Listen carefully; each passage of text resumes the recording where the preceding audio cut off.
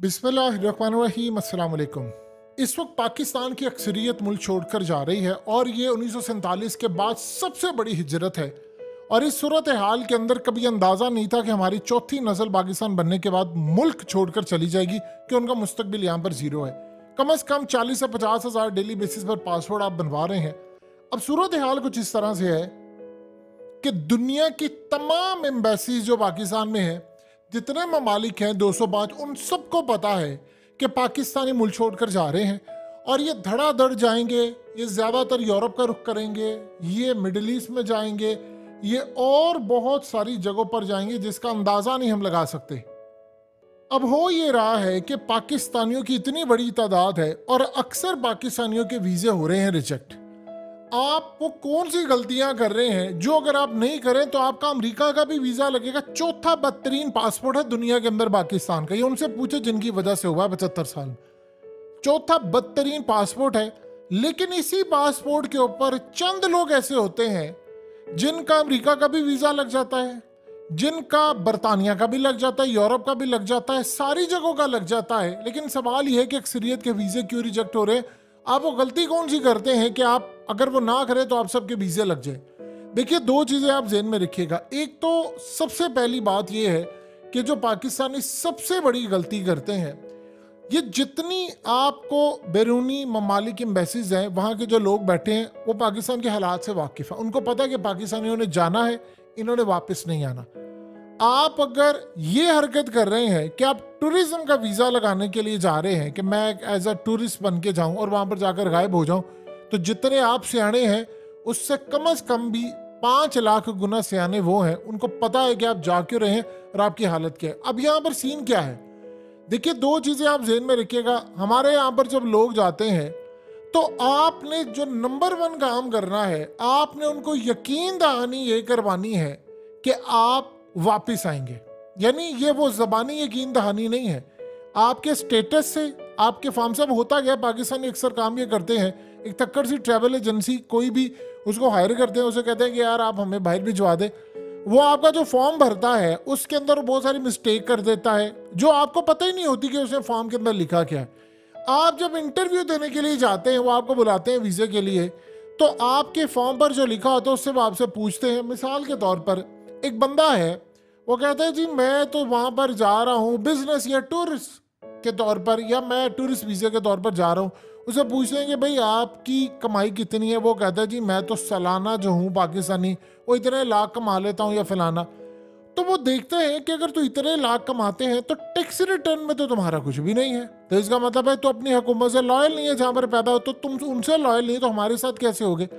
अब सबसे बड़ा यहाँ पर ये फ्लॉ आता है। फिर उसके बाद वो आपका जो फॉर्म फिल होता है वो आपके एजेंट ने इतना गलत फिल किया होता है, उसमें कुछ मिस्टेक्स आपको खुद पता नहीं होती, वो जब आपसे पूछते हैं उनको पता चल जाता है बंदा झूठ बोल रहा है। वो माहिर नफ्सियात भी होते हैं, उनके इंटरव्यू का एक एक हिस्सा रिकॉर्ड हो रहा होता है और बाद में वो चेक करते हैं कि ये बंदा झूठ बोल रहा है, ठीक है। अब आप वीज़ा अप्लाई करते हैं, आपने वहाँ पर टिकट दिखाई है, आपने कहा जी मैं जाऊँगा और वापस भी आऊँगा। फिर आपने उनको कहा जी मैं देखिए ना होटल भी बुकिंग करवा ली है। उनको ये सब पता होता है कि असल भी किसने बुकिंग कराई है, जाली भी किसने कराई है, ठीक भी किसने करवाई है।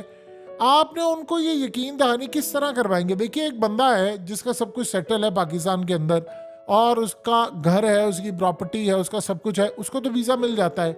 जिस बंदे के पास कुछ नहीं है और वो उसकी शक्ल से हालत भी नहीं है, ना वो कोई अच्छा कमा रहा है, उसका बैंक बैलेंस वो देखते हैं। आपने अगर किसी से लेकर अपनी स्टेटमेंट बनाई हुई है तो वो पागल नहीं है, वो देख रहे हैं कि आपने स्टेटमेंट कैसे बनाई है, तो आपने वहां पर झूठ बोला हुआ है, इस वजह से मेन रिजेक्शन आती है।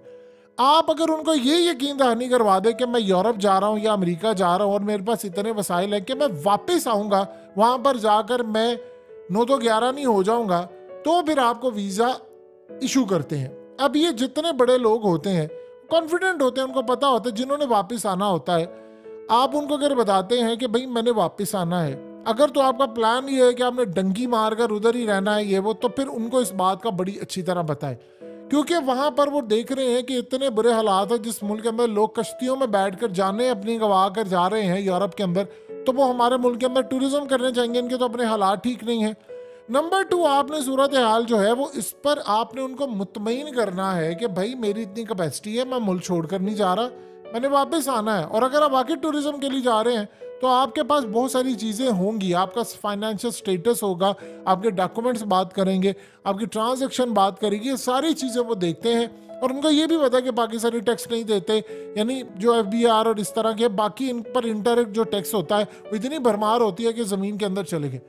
तो आपने अगर उनको ये यकीन दहानी करवा दी कि मैं वापिस आऊँगा, इस बात की अश्योरिटी किसी भी तरह से आप उनको मुतमईन करेंगे, चाहे आप अपनी प्रॉपर्टी दिखाकर करें, चाहे आप अपना बैंक बैलेंस दिखाकर करें, या आप अपने कुछ भी मामला करके करें। कुछ लोग ऐसे होते हैं वो अपनी फाइनेंशियल सिचुएशन बताते हैं कि हम ये करने जा रहे हैं, हम वहाँ पर ये देखेंगे, ये हमारा प्लान, तो फिर आपको जारी करते हैं।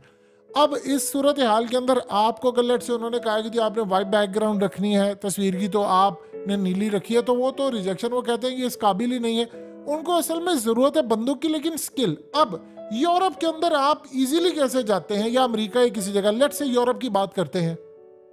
देखिए अब यूरोप के अंदर ये मामला है कि लोग काम ये कुछ इस तरह से करते हैं कि देखिए वहाँ पर लेट से एक बंदा है वो फ्रांस जाना चाहता है, और आपने फैसला किया है कि आपने फ्रांस जाना है, तो आप फ्रांसीसी सीखिए, आपने वहाँ पर रहना है, या इवन कि आपने वहाँ पर नौकरी के लिए जाना है या कुछ करने के लिए जाना है। तो उनको पता है कि यार असल में इस बंदे ने वहाँ पर जाना है। आपके ठीक है जी, मुझे फ्रांसीसी आती है, मैंने तो फ्रांस जाना है, मुझे जर्मन आती है, डच आती है, फलान, तो आप वो सीख के स्किल के साथ जाएं, फिर उसके बाद आपको नौकरी भी वो देंगे, उनको स्किल लेबर की ज़रूरत है, वो आपको सारा कुछ देंगे। अब इस सारी सूरत हाल के अंदर आम पाकिस्तानी जो फॉर्म भरते हैं उसमें मिस्टेक छोड़ के जाते हैं, आप उनको यकीन दहानी नहीं करवाती। अब बहुत सारे लोग जब दुबई से वीज़ा अप्लाई करते हैं तो आप ये देखें कि मिसाल के तौर पर जो पाकिस्तानी दुबई रहते हैं, सऊदी अरब रहते हैं, या दीगर जगहों पर रहते हैं, मलेशिया, वो जब US या यूरोप का वीज़ा अप्लाई करते हैं तो वो देखते हैं इनके बच्चे वहाँ पर स्कूल जा रहे हैं, तो वो देखते हैं हाँ जी इनके बच्चे स्कूल जा रहे हैं, तो उनको पता है कि यार इसने भागना नहीं है। या फिर वो देखते हैं आपका स्टेटस क्या है, आपका सब कुछ क्या है। ईरान इतना बदतरीन पासपोर्ट है, लेकिन ईरान के पासपोर्ट पर लोग कनाडा, US, यूरोप हर जगह जाते हैं। आप उनको अगर ये मुतमईन कर देते हैं कि मैं वहाँ पर जाकर भागूंगा नहीं, या मैं वहाँ पर जाकर, मिसाल के तौर पर देखिए आप लोग अगर चले गए हैं टूरिस्ट बनकर और वहाँ पर जाकर आपको कोई नौकरी मिल जाती है, तो ये तो बड़ी ज़बरदस्त बात है, आपकी एफर्ट है, आपको वो रख लेते हैं, तो एक लीगल तरीका है कि आप वहाँ पर रहें, फिर आपके डॉक्यूमेंट्स बन जाते हैं तो आप वहाँ पर रहते हैं। ये एक सूरत हाल है। लेकिन हमारे यहाँ पर झोल ये होता है कि हम लोग ये समझते हैं अच्छा जी मैं अपनी स्टेटमेंट बना लवांगा तो मैं जी अन्य पैसे भी छुपा लांगा। शक्ल आपकी हालत ये होती है कि आपको पता ही नहीं होता आपने वहाँ पर जाकर करना क्या। यानी इतनी बुरी हमारी हालत होती है, इतनी बुरी हालत होती है कि हम लोग अगर गांव से आकर शहर में कमरा लेने की हैसियत नहीं रखते तो हम वहाँ पर जाकर उनको कहते हैं जी हम जी टूरिस्ट बन के जा रहे हैं, हम वापस आएंगे। आप अगर अपना बैलेंस, अपनी चीज़ें मेंटेन रखें तो आप उनको क्लियरली बताएं कि देखिए मिसाल के तौर पर एक बंदा है, उसके नाम पर कोई प्रॉपर्टी है, गाड़ी है, चीज़ें हैं, उसको पता है कि यार इसके नाम पर प्रॉपर्टी है, इसे वापस आना ही आना है, अच्छा ये इधर जा रहा है, इसका फाइनेंशियल स्टेटस ये। कुछ लोगों का वीज़ा रिजेक्ट होता है। अब वो वीज़ा जब आपका रिजेक्ट हुआ पड़ा है तो जब दूसरा मुल्क आपको वीज़ा के लिए देखता है तो आपका पासपोर्ट चेक करता है, उसको पता ही चल जाता कि यार नहीं इसकी तो रिजेक्शन हुई पड़ी है, तो कोई तो इसने 2 नंबरी की है। तो वो अगर आपके एजेंट ने आपने कोई गलती की है तो कोशिश करें दोबारा वीज़ा अप्लाई करके अपनी उस गलती को सुधारें और ठीक करें। कुछ लोग काम ये करते हैं कि मिसाल के तौर पर एक बंदा है, उसने कहा जी मेरी अभी शादी नहीं हुई और अगली दफ़ा उसने अप्लाई कर दी थी मेरी शादी है, तो उसने पूछा कि अच्छा आपके बच्चे थी, मेरे 3 बच्चे। उसने कहा जी साल पहले तो इसका कोई बच्चा नहीं था, अब इसके बच्चे हो गए। तो आपकी एक एक चीज़ को वो मेंटेन कर रहे होते हैं, वो देख रहे होते हैं, उनके माहिर नफ्सियात। आप सच बात करें कि आप किस मकसद के लिए जा रहे हैं, आपका प्लान क्या है। अक्सर औकात ऐसा होता है कि आप जो बिल्कुल सच उनको बताते हैं तो उनको लेबर चाहिए होती है। आपके पास डॉक्यूमेंट होने चाहिए कि देखो यार मैं शेफ हूँ, मेरे पास ये है। जाली आप लोग सर्टिफिकेट बनाने की बजाय अच्छी तरह सर्टिफिकेट बनवाएं, चीज़ें करें। मिसाल के तौर पर एक शेफ बंदा है तो वो सारा कुछ करेगा, वो उसको बताएगा मैं ये कर सकता हूँ। लोगों ने जाली सर्टिफिकेट बनाए होते, वो उनसे 2-3 सवालों उसके मुतालिक पूछते हैं, वहाँ पर ढेर हो जाते, वो आपको कुछ नहीं कहते, उनको पता होता है झूठ बोल रहा है और वो जानते हैं पाकिस्तान के अंदर कितनी मक्कारी और फ्रॉड है। आपने अगर वीज़ा अप्लाई करना है तो अच्छी ट्रैवल एजेंसी का इंतखाब करें, आप अच्छे से फॉर्म फिल करें, गूगल से सर्च करें, यूट्यूब से सर्च करें, सब कुछ पढ़ें और ऑनेस्ट के साथ अगर आपने वहाँ पर जाना और आना है, आपको अमेरिका का भी वीज़ा मिलेगा, आपको कनाडा का भी मिलेगा, आपको हर मुल्क का वीज़ा मिलेगा। ये आप भूल जाएं कि आपको फलाना नहीं वीज़ा मिलेगा, आपको ढिमकाना वीज़ा नहीं मिलेगा। आपको हर मुल्क का वीज़ा मिलेगा और फिर आपको अंदाज़ा होगा कि आप किस लेवल पर जा सकते हैं, कैसे आ सकते हैं, क्या सूरत हाल है। तो लिहाजा इस सारी सूरत हाल में आपका इसी पासपोर्ट पर अमेरिका का भी वीज़ा लगेगा, कनाडा का भी लगेगा और यूरोप का भी लगेगा।